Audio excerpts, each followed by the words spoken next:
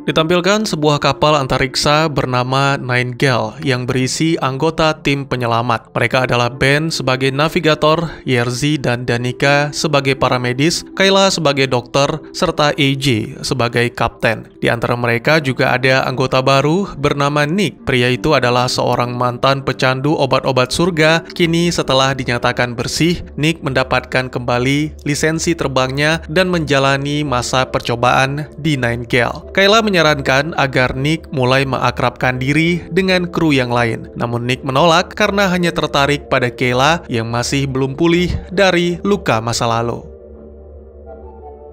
Keesokan harinya, semua dikejutkan dengan suara alarm SOS. Setelah diperiksa, diketahui alarm tersebut berasal dari tata surya Pol 6822, tepatnya di Titan 72, sebuah bulan yang meninggalkan planetnya dan pernah menjadi lokasi penambangan. Titan 72 berjarak sekitar 3000 tahun cahaya. Oleh karena itu, mereka harus melakukan lompatan dimensi atau dijam. Selagi bersiap-siap, para kru mendapat informasi tentang identitas yang mengirim sinyal SOS. Dia adalah Carl James Larsen. Kayla mengenal pria yang dimaksud dan pernah memiliki pengalaman buruk dengannya.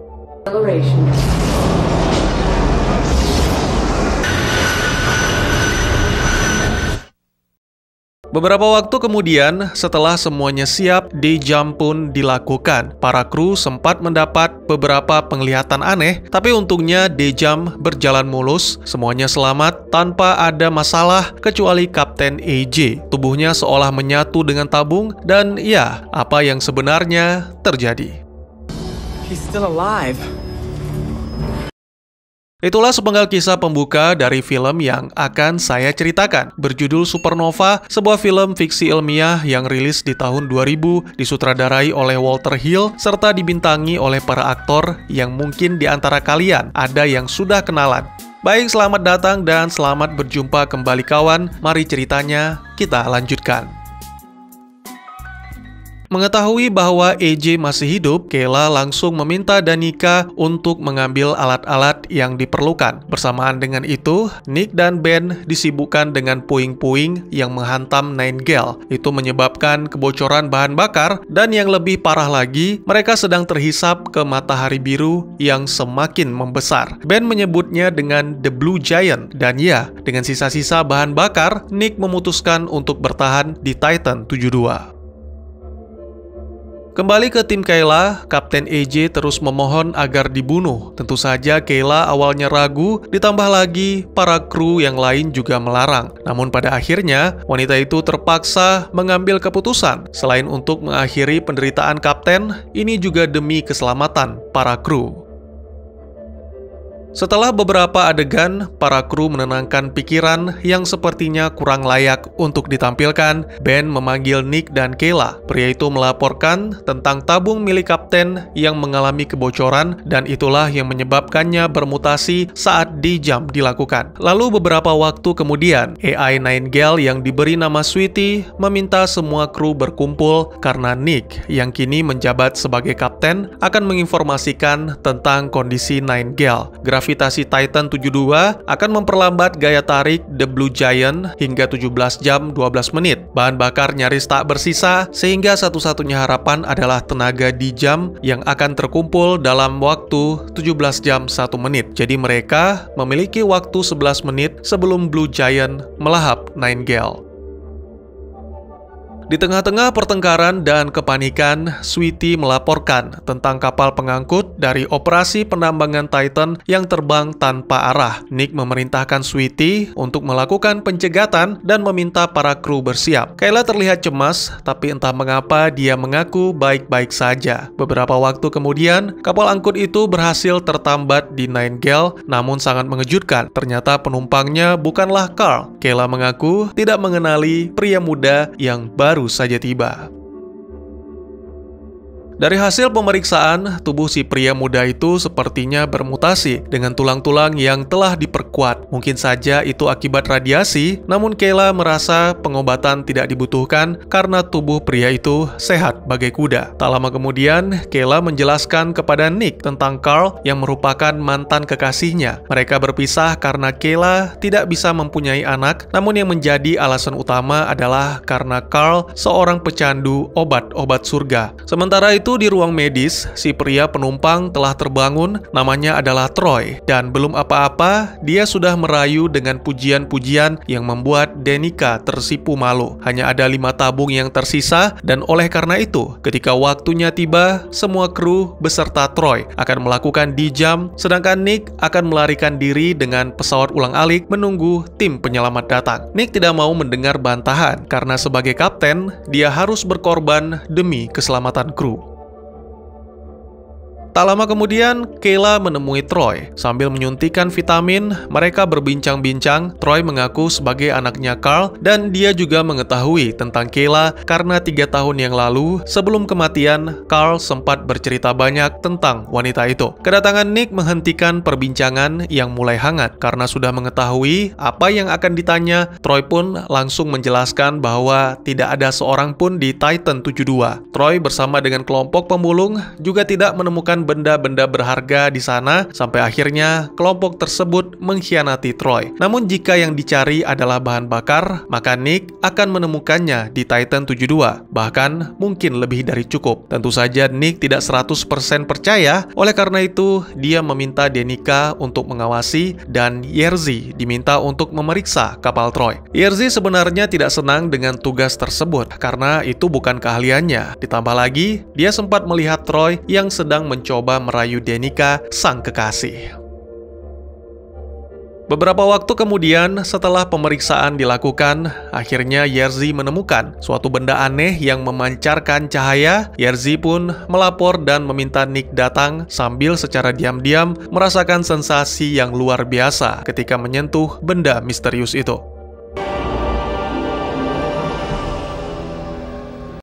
Troy sama sekali tidak membantah. Dia menjelaskan bahwa setelah ditinggalkan oleh kelompoknya, Troy hanya bisa mencari dan terus mencari sampai akhirnya menemukan benda berharga yang disebutnya sebagai harta karun. Troy yakin pemerintah akan membayar mahal, dan jika kru Nine Gale mau membantu, maka masing-masing akan mendapatkan bagian 5%. Terjadi pertengkaran, Yerzy menolak karena 5% terlalu kecil, sedangkan sisanya menolak untuk membawa karena benda itu tidak dikenal. Bisa saja itu artefak milik alien yang mungkin berbahaya, sehingga lebih baik dibuang ke ruang hampa. Namun untuk sementara waktu, benda itu akan diperiksa terlebih dahulu dan ditempatkan di ruangan tertutup. Nick pun bersiap dengan kostum astronotnya. Sebelum pergi ke Titan 72, pria itu berpesan kepada Kayla dan Ben untuk terus mengawasi Troy. Setelah ditinggal oleh Nick, Troy langsung melancarkan serangan dengan kata-kata beracun, memprovokasi Kayla, dan kembali merayu Danica untuk berselingkuh. Sementara Yerzy sendiri tidak memperdulikan apapun selain benda misterius yang membuatnya kecanduan. Beberapa waktu kemudian, dari hasil pemindaian, Sweetie melaporkan hasil pengamatannya tentang benda misterius yang ternyata adalah materi isotop 9 dimensi. Sulit dijelaskan dengan bahasa manusia, namun pada intinya, benda itu adalah bom yang akan membuat matahari meledak atau disebut dengan supernova, lalu melepaskan elemen-elemen untuk menciptakan kehidupan baru. Sementara itu, ditampilkan Danica yang menemukan kekasihnya bersama benda misterius, atau selanjutnya kita sebut dengan Nine Dimension. Yerzy benar-benar terlihat bugar dan bahkan lebih kuat dari biasanya. Ketika dipindai, ternyata radiasi Nine Dimension tidak hanya membuat Yerzy semakin kuat, tapi memperbaiki semua organ-organ tubuhnya seperti menjadi muda kembali. Kembali ke Nick yang mendarat di Titan 72 dengan selamat. Dia telah menghubungkan Sweetie dengan sistem komputer di fasilitas Titan. Oleh karena itu, tidak sulit baginya untuk menemukan lokasi bahan bakar, yaitu 3.200 meter di bawah tanah. Tiba-tiba saja terjadi gangguan komunikasi. Sweetie sama sekali tidak merespon. Ternyata itu adalah ulah Troy. Dia merasa keberatan dengan keputusan Nick tentang Nine Dimension, sama seperti rekan-rekan Troy terdahulu. Dan oleh karena itu, itu, Troy yang telah menyabotase sistem Sweetie akan mengendalikan fasilitas untuk menyingkirkan Nick.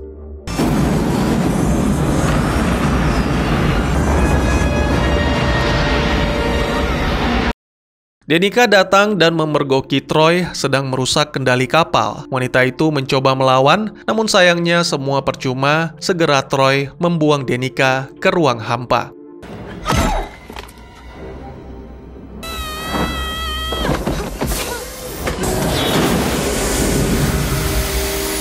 Sementara itu, ditampilkan Kayla yang telah bersiap dengan pisau bedah lasernya setelah mengetahui bahwa Troy tidak ada di dalam database pesawat pengangkut. Troy sendiri saat ini menghampiri Yerzy yang sedang berusaha membuka kunci ruangan di mana Nine Dimension disimpan. Troy menunjukkan caranya sekaligus menghajar Yerzy. Lalu terjadilah pertarungan singkat yang membuat Yerzy seketika tewas.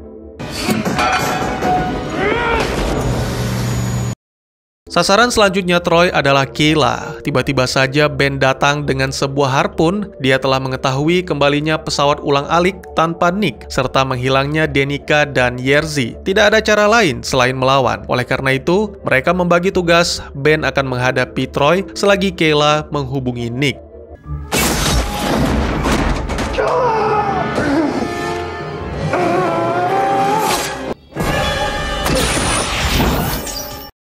Tubuh Troy mulai bermutasi menjadi semakin kuat dan tak bisa dilukai. Sebenarnya dengan bantuan Sweetie, Ben bisa saja mengirim Troy ke ruang hampa, namun sayangnya program Sweetie tidak mengizinkan karena Troy masih terdeteksi sebagai manusia. Kini hanya Kayla yang tersisa. Wanita itu telah menghubungi Nick dan sayangnya sama sekali tidak ada jawaban. Tak lama berselang, Troy datang mengakui bahwa sebenarnya dia adalah Carl dan menjelaskan tujuannya, yaitu menyelamatkan Kayla untuk memulai kehidupan baru di planet yang terlahir kembali. Sangat mengejutkan, tiba-tiba saja Nick merespon dan kini dia sedang dalam perjalanan kembali ke Nine Gale. Pastinya Carl tidak tinggal diam dan merencanakan sesuatu, namun itu segera digagalkan oleh Kayla dengan pisau bedahnya. You stay here.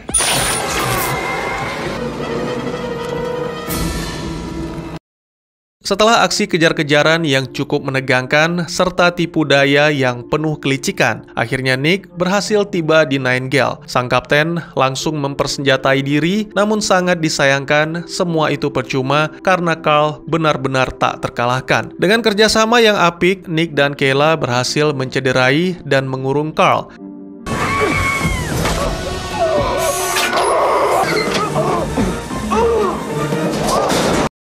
Tentu saja itu tidak bertahan lama, tapi minimal bisa memberikan waktu bagi mereka untuk mengatur siasat. Hal yang paling diinginkan Carl adalah Nine Dimension, oleh sebab itu mereka akan menyerahkan kepada Carl beserta sebuah kejutan di dalamnya.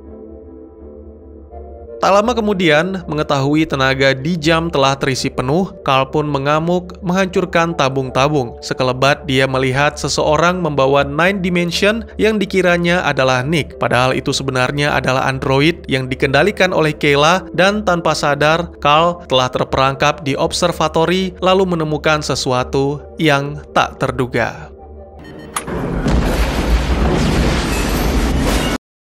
Carl hancur dalam ledakan, namun tidak dengan Nine Dimension. Benda itu kini menjadi semakin tidak stabil dan terus mendekat ke Blue Giant. Sweetie memperkirakan bahwa supernova akan terjadi dan dalam 51 tahun efeknya akan sampai ke bumi, yang mana akan memusnahkan seluruh peradaban manusia. Tidak ada yang bisa Nick dan Kayla lakukan selain segera kembali ke bumi. Mereka berbagi tabung karena hanya ada satu yang masih bisa digunakan dan mengabaikan semua risiko kematian serta pertukaran DNA.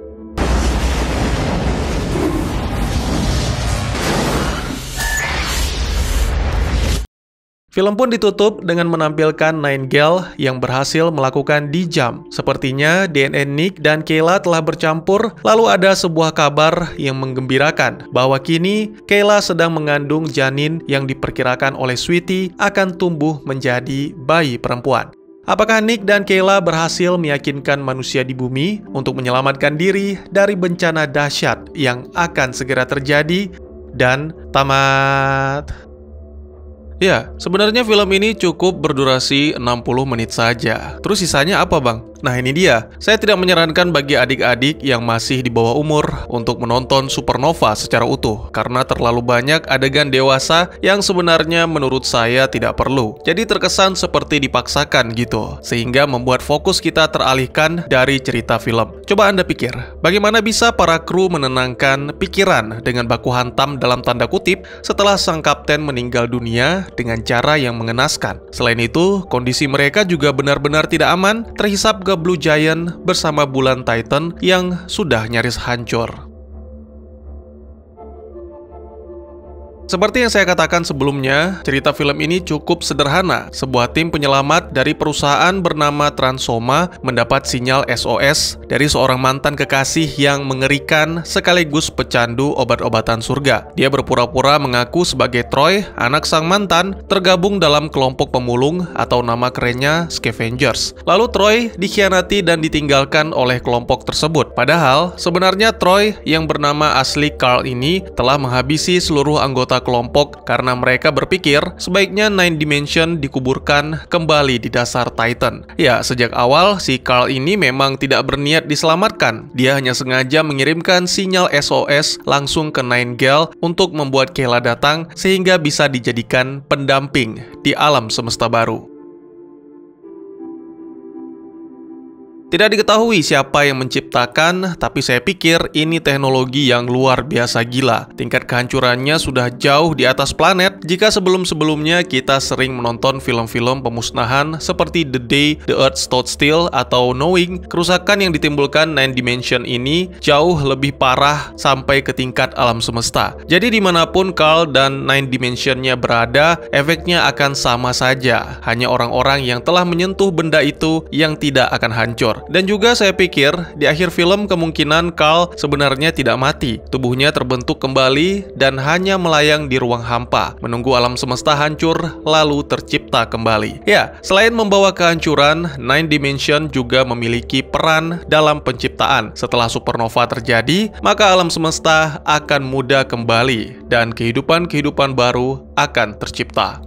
Satu-satunya yang menjadi pertanyaan saya adalah bagaimana cara manusia menyelamatkan diri, mengingat jangkauan radius dari chain reaction ini sangat jauh, ditambah lagi tidak dijelaskan bakalan sejauh apa. Padahal ini sangat penting, tapi sayangnya film berakhir begitu saja dengan kabar gembira kehamilan Kayla. Bagaimana menurut kalian?